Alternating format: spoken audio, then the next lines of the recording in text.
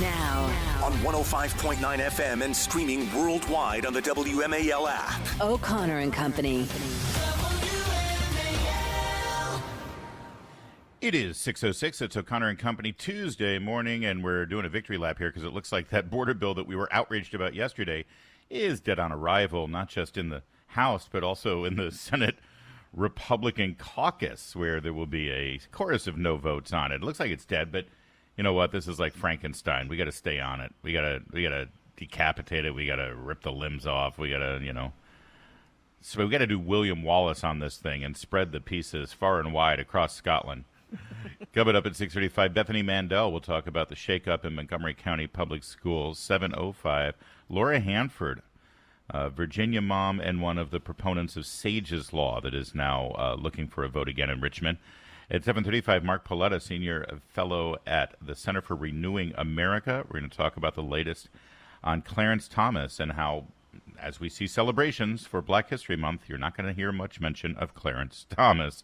At 8:05, Tom Homan, formerly of ICE, will give us his position on that border bill. And then at 8:35, we've got Governor Scott Walker. That's a lot. I'm Larry O'Connor and Julie Gunlock. Good morning. Good morning, Larry. See, we discovered something this morning, and you are so convicted. You can't deny it. You can't deny it because it's so undeniably true. Julie's the sweetest person you'll ever meet. And sure. Everyone she interacts with that works on this program, she always has this very sweet, sing-songy, happy, cheerful, bubbly blonde kind of attitude. And it's very, good morning. I heard you were talking to Michael, our fabulous sound engineer. Yes. And I noticed that there was a distinctively different tone of voice that you take with Michael. It's like, good morning, Michael. How are you today? And then I come into the room and say, hey, what's up? There's a little bit of a... What do you want from me, Larry? What are we going to do? What? Let's go. There's a little bit of a hi, Newman kind of... Yes, I agree. Exactly. I'll try to improve. I'm sorry. Good morning. Oh, it's so Hi, Larry. sweet. I'm happy. Everything's great. I love working with Larry. Sure I do. I'm sorry, Larry. I'll try It's to all right. improve. No. I can take it. Listen, this is a Okay. profession. We don't need to be friends. You're so rude. We can just... You see? Here we go. That's all Here it we took. go. All right, That's all it moving took. on, Wait, moving you just on. said you're going to do better, and you're so bad. It's fine. Good morning. Good morning. All right, so let's do this victory lap, shall we? Because we spent a lot of time yesterday explaining all the reasons. Actually, we only scratched the surface. Yes. I and all of my colleagues here on WMAL did a fine job of breaking down, Julie, exactly why James Lankford got, I don't know if he's like flipped parties or if he just got taken for a ride. But there is nothing about this bill. Again, we pointed out yesterday, $20 billion to secure our border, $60 billion to Ukraine. Yeah. With Chuck Schumer, my favorite was yesterday. Listen to this, cut one. Chuck Schumer goes on MSNBC and is asked specifically, why is it so important to pass this bill? And listen very carefully about all the things he has to say about securing our border. You've said that you worked very closely with Leader McConnell on this bill. Now that we see what's in it, seems to be as bipartisan as it gets. Why wouldn't both sides really want this to go through? Can we just pause on that for a quick second? Just pause. We'll pick it up in a second. But if first of all, if Mika Brzezinski thinks this is wonderful, there's a problem, number one. Number two, if it's true that this is as bipartisan as it gets, then I guess we can all just sort of move on from this pipe dream of bipartisanship. Because if this is bipartisanship, we don't want anything to do with it. This is one partisanship. This accommodated one party only, the Democrats. Right. And Lankford and McConnell. That's it. Well, but it's funny. That's the thing. That's why they call it bipartisan. They had two Republicans. There you go. There's the bye. Mitch McConnell actually told the Republicans in the Senate caucus yesterday that he would recommend a no vote on this. So this whole thing that, he worked so hard with Chuck Schumer to make this happen.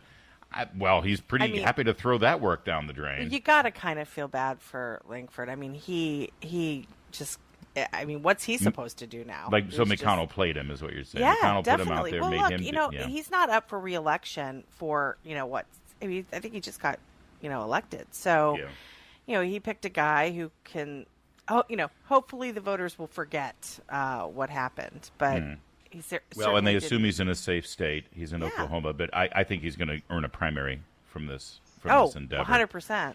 In Oklahoma. All right, we'll let this continue. So this is as bipartisan as it gets. Yes, everyone hates it, and so go ahead. Let's let Chuck Schumer, because what Chuck Schumer says again, this is his first opportunity to say why we need to pass this bill to secure our southern border, and listen to his response. Why wouldn't both sides really want this to go through? Well, it's a great question, Mika. Look, it took a long time, 4 months of arduous negotiations. They fell off the tracks a whole bunch of times. I had to be on the phone even at midnight saying, we've got to keep going. Why? We're at a turning point in America. This bill is crucial, and history will look back on it and say, did America fail itself? Why is it crucial?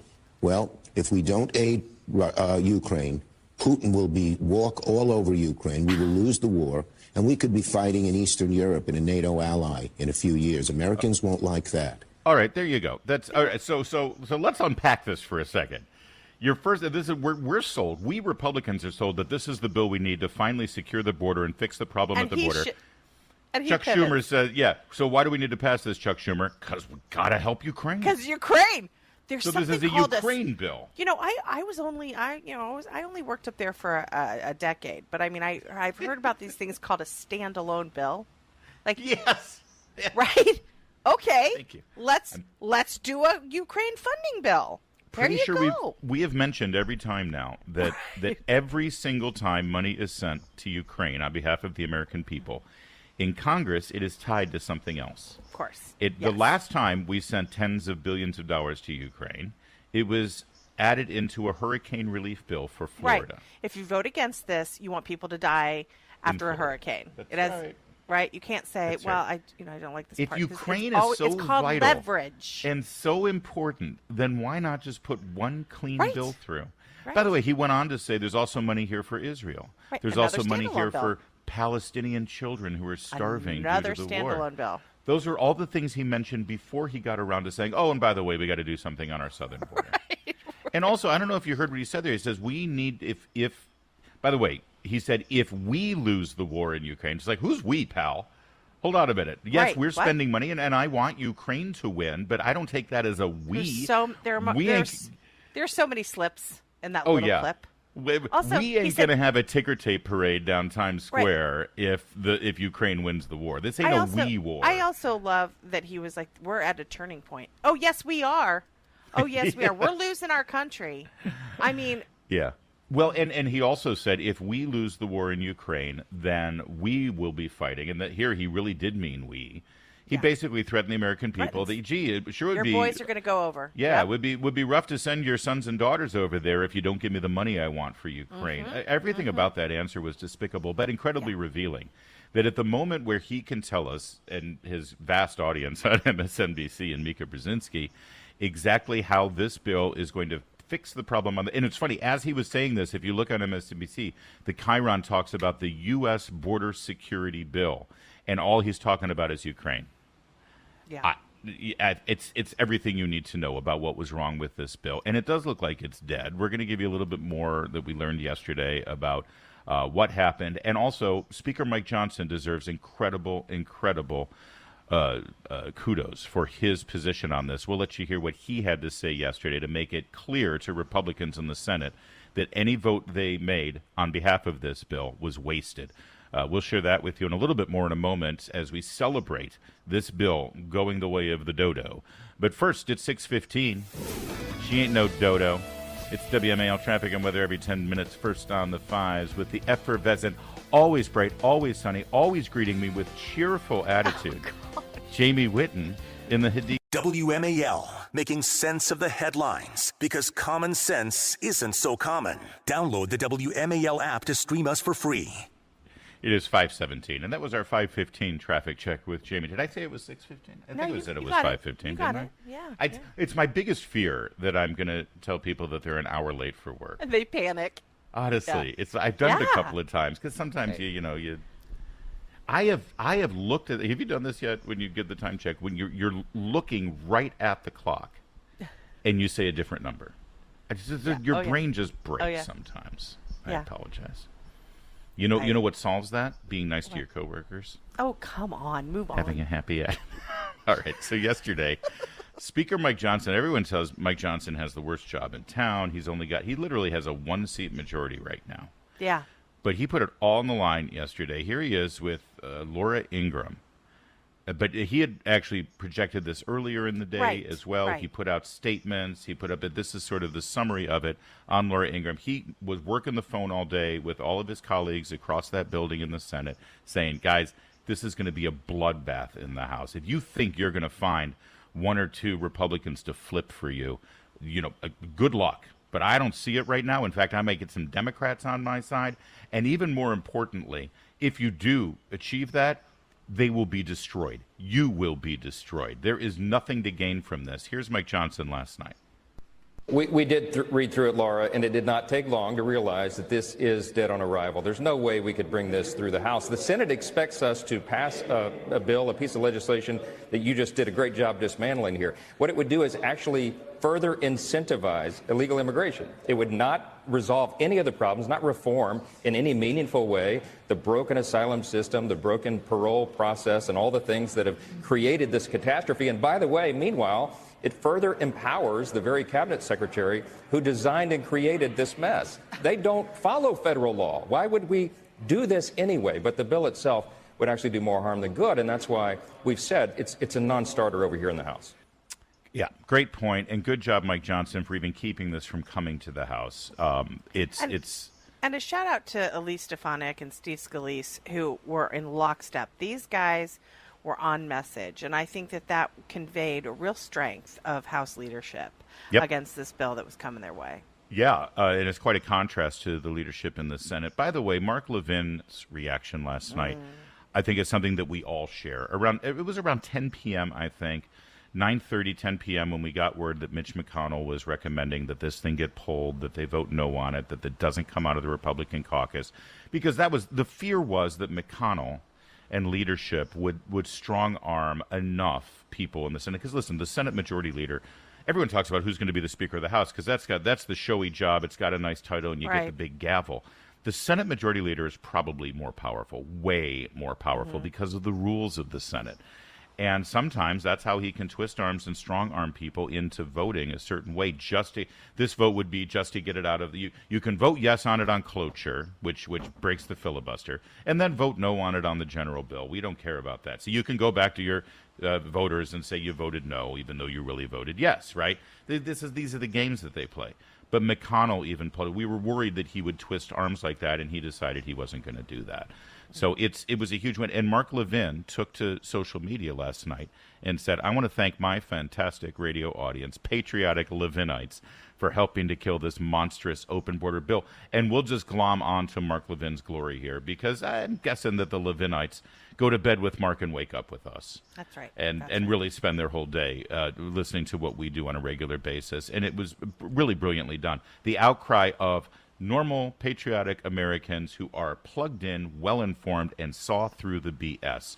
They made this happen. If I can just say also, this is another reason Twitter is so great and the platform is so useful, is because, we woke up early and there was a ton of analysis, really reliable, good analysis that had been done on the bill, and it wasn't really in the weeds. It was like, these are the top 5 reasons this bill is bad. And Twitter is so great about informing the American public, not through corporate media. You don't have to get your information from corporate media or from a particular party. These are real people, normal people that are looking at this bill and going, are you insane? Oh, you just heard the way the MSNBC audience heard about this bill. Right, Mika Brzezinski saying, my gosh, it doesn't get more bipartisan. What is wrong with that? By the way, you'll notice Mika didn't say anything about what's in the bill. Just well, gosh, you got Republicans and Democrats to agree, so it's got to be good. I'll just let my leaders take it from here. Right. Yeah, we don't play that way. So well done all. By the way, we found a very strange ally on the crisis over the border. So strange. And we're going to let you hear him. He's a reverend. He appears on MSNBC, and he's wrong about everything, but he was right about this. You'll hear it next. It's 5:22. couldn't there be some kind of public pressure put in the next couple of days in some of these senator states saying, why are you allowing this to continue? Because at the end of the day, senators have to deal with their voters. And at the same time, in the bill, you give money to Gaza, to civilians in Gaza and Israel. But the border, I mean, we're looking every day at the invasion of migrants, and they're playing a time game with politics on this. Couldn't that pressure put to bear in their home states? As Al Sharpton calling this an invasion of migrants on the southern border. That's cancel culture talk. Right. He will lose his job if he's on Fox News with that kind of talk. Exactly. It was crazy. What happened here? I don't get it. I think as soon as you realize that you've lost Al Sharpton on MSNBC, maybe it's time to call it a day. That was Al Sharpton yesterday, speaking with Chris Coons, who they put out here. Can we hear that one little bit of it from Al, the good Reverend again here? But the border, I mean, we're looking every day at the invasion of migrants. I mean, there you go. I might, but when last I checked, Rachel Maddow told me that you're not allowed to use words like that. That's and the faces of the other people. They're nodding along, and then they just right cold when he says invasion. He said a what now? Okay. So there you go. It looks like it's dead. I wouldn't do. Listen, we're doing a bit of a victory lap here because all indications are that it's dead. But boy, they have ways. These people, they have ways of resurrecting these things. We've got more. Also, by the way, not only is Biden ineffective on our own border, his response to Iran, we're learning now, was beyond pathetic. We'll give you the latest on that. Next, it's 5:30. WMAL-FM, Woodbridge, Washington, a Cumulus media station. Making sense of the news. News Talk 105.9. Now. On 105.9 FM and streaming worldwide on the WMAL app. O'Connor and Company. We're rolling along here at 5:36. It's O'Connor and Company on this Tuesday morning. Thanks for joining us. Thanks for letting us be a part of your morning routine. We're honored. It really is a privilege every single day to do this for you, with you. Coming up at 6:35, Bethany Mandel is going to give us her take. Oh, I almost misgendered Bethany Mandel. Oh, that'll do it. That'll start the rumors. She's going to give us her take on the current state of Montgomery County Public Schools as we've got a superintendent crisis. 7:05, Laura Hanford, Virginia mom and a proponent for Sage's Law, now being discussed in Richmond again. 7:35, Mark Pauletta on Clarence Thomas. And 8:05, Tom Homan on the border. And then 8:35, Governor Scott Walker on, well, pretty much everything. He's great. Larry O'Connor alongside Julie Gunlock. Good morning. Good morning. So remember, it took weeks for the Biden administration to do anything with regard to the ongoing attacks of our soldiers and our military personnel stationed in the Middle East at the hands of Iran. And we actually led to the tragedy of 2 Navy SEALs dying during an operation, seizing a vessel full of Iranian arms, and then 3 soldiers dying in their sleep, being killed, murdered by terrorists with a missile strike.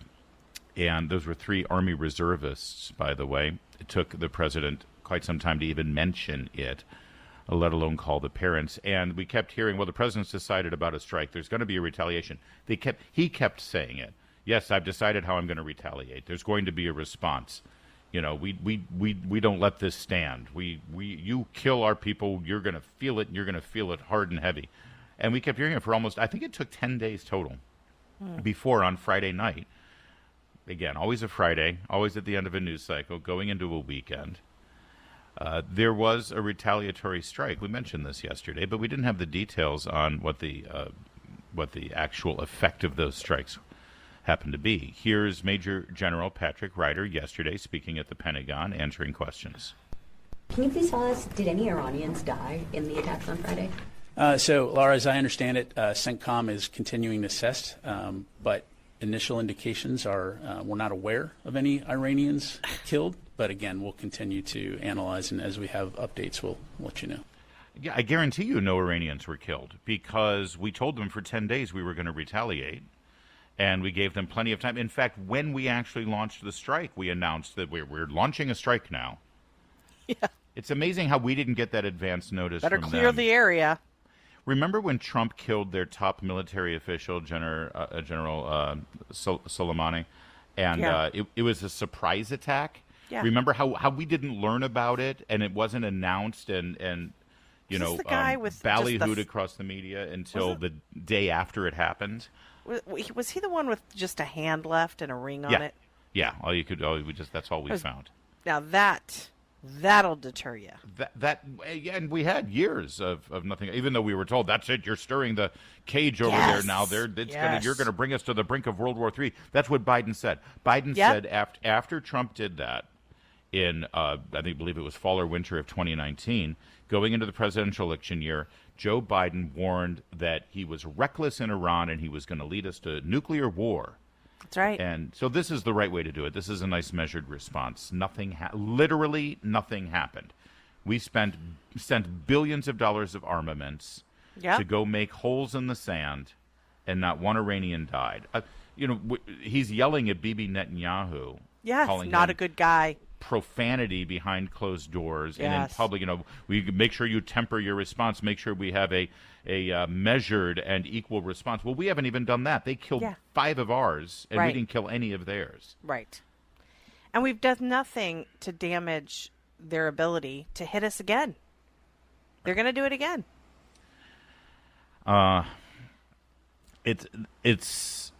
He's going to get us killed. He's going to get people killed is the bottom line. And his entire apparatus, Tony Blinken is over in the Middle East and posing for photo ops, making it look like he's doing something. He met the president of Egypt. Why he's bringing... I understand national security experts will tell you that Egypt is always a critical player in the Middle East, and you need to have Egypt on board with whatever you're doing. But as of now, this is a Western... Middle East issue. This has to do with the Persians. This has to do with Iran. It has to do with their puppet regimes and puppet terrorists that they've put up here. Now we're dragging Egypt into this to give us some level of cover that we believe we've got to have. And this is no longer a diplomatic issue. This is a military issue. Yes. And our military response was pathetic. And again, they've done nothing to damage the Houthi rebels who perpetrated these attacks. Who did this? Yeah, nothing. Well, having tea with the Egyptian president is not going to in any way move the needle or make American soldiers safe. And again, why are we there? Why are we there? He claims that the reason he's meeting with Egypt is to help facilitate a hostage release for the Israeli and U.S. hostages held by Hamas. The problem is Egypt doesn't even want Palestinian refugees on their territory. How they're going to be a proper negotiator or in some way have influence with Hamas is ridiculous. Right. Some of the leverage would be, we'll take some of your refugees. We'll open that gate, that famous gate that they have closed off so that you can cross over. That's leverage that they're not willing to use. So why they're going to be useful in this, I don't know. Yeah, it's dumbfounding and it's dangerous, and it's the perfect backdrop for this presidential election, by the way. I suggest that you follow KT McFarland, by the way, if you aren't already on social media, so that you can pick up on her takes on these. She's one of the rational voices right now with regard to our foreign affairs. And vote wisely, because our sons and daughters are literally hanging in the balance right now. And if they're not going to send them to the Middle East, they're going to send them to Ukraine. They're going to send them wherever they need to send them to boost up their own credibility. I would not put it past this president for a moment to commit our forces to help him politically. All you need to know about this president is how he handled it when he talked to one of the families and brought up his son again. That's and right. claimed his son was my killed. boy Bo. My boy Bo. I mean, this man has no respect for military families. It's 5:40, and I do love the Never Trumpers who really, really, really want us to go to war, especially in Ukraine. David Frum, he, boy, what a journey he's been on. Oh boy, he's got pictures of this guy. David Frum, after the outcry yesterday over the border bill. Again, let's just be clear here. This was the bill that we were told had to do with securing our southern border. had to do with stopping the illegal immigration, what Reverend Al Sharpton calls an invasion. Just quoting the good Reverend. And Republicans killed it yesterday. They did because of us, because of you, because of our listeners, because of the outcry. So David Frum takes to social media and says Trump wants Russia to win. So again, let's just stop here. He said more actually, but the whole point here is that this was supposed to be a bill about our border security. We find out that there's more in there and more money in there for Ukraine than even for our border. And what is in there for our border is going to make our border worse. And the immediate response is, oh, so you want Russia to win? Yeah. Which, by the way, tells you exactly what a subterfuge this whole thing was, that it wasn't really about our border anyway. Right. He went on to say, Trump wants Russia to win. So Republicans are doing their utmost that Ukraine lose. So basically, yesterday, by voting no on the new $60 billion package for Ukraine that was tied to, a fig leaf of a border security bill, really what you're doing is you're slaughtering innocent Ukrainians by voting That's right. That's right. But of course, he also said Frum also said in a tweet. I mean, he was really busy yesterday. He attacked Tucker for interviewing Putin. Claimed, it was suggested he's kind of traitorous. This is what they do. It used to be that if you're a journalist and you get an interview with someone like Putin, that was a score. But when Tucker does it, he's a traitor. It's actually called journalism. Yeah. But, David Frum also in a tweet said, you'll never get a better bill. Right. So, I mean, what kind of defeatist attitude is that? Oh, it's the defeatist attitude of the Never Trumpers who just want us to go along with the elitists in Washington, don't care about how people are suffering on our southern border and in major urban areas. They don't care. Our friend David Marcus had a great reply to David Frum. It's a great reply on every level because, Trump wants Russia to win. Did Russia have a really good time when Trump was president? Were they sort of rolling? If I remember right, Russia was unable to secure the Nord Stream 2 contract in Western Europe to supply them with oil and natural gas because Trump blocked it, because Trump said, that's stupid. Why are you tying yourself to them? That's bad business. If I remember right, Ukraine was peaceful and free from invasion during the 4 years that Trump was president. Yeah. They didn't test any excursions. They didn't try to go in and take any land. They took land during the Obama administration with the Crimean Peninsula, and we see what they've tried to do when Biden was president, but they didn't do anything with Trump. David Marcus replied, the columnist, you see him at the New York Post, Fox News, he says to David Frum, Trump told Putin that he'd bomb Moscow if he invaded Ukraine. You absolute clown. I mean, it works on every possible level. Yeah, it does. And again, the thing that was so great about Trump is he's just there's a bit of him that's a little unpredictable. Yeah. And so Putin was probably like, you know what? He might actually do it. And that's a great deterrent. Liz Cheney, we're not done with our Never Trumpers responding to the death of the bill yesterday. Liz Cheney replied, what's Liz Cheney doing again? Who does she represent in Congress? I don't know. Oh, that's right. She got voted out by her own voters in the That's Republican primary. She Right. got absolutely destroyed. She said, on Trump's orders, I love that this is all about Trump, that Republicans would have never rejected this if it weren't for Trump. They're all trying to make this about Trump. I didn't hear Trump say much of anything about this. Right, exactly. On Trump's orders, Republicans in Congress are rejecting the border security deal. They're also abandoning America's allies in Ukraine. No, full stop right there. Again. You'd think they're abandoning the border security deal. We have a serious problem on the southern border. Republicans need to handle this responsibly. The only way you get anything done is to negotiate with Democrats. She could have said any of those things. She could have said standalone bill. Standalone bill. She could have said, this is horrible what's happening to the migrants who are coming across. It's a humanitarian crisis. It's horrible what's happening to the people who live on the border. It's horrible for the people of Texas. It's horrible for the people of New York. She could have expressed all of the ramifications of not doing a border security bill. But she immediately says, abandoning America's allies in Ukraine.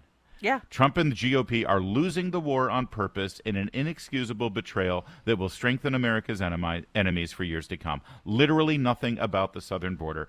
It was all about Ukraine for them. What makes it even worse, she quote tweeted Ann Applebaum, who went full hysterics. People will die. Americans will die because of the cynical game being played. The cynical game being played? Who's playing the cynical game? Who is using the border to push through Ukraine funding?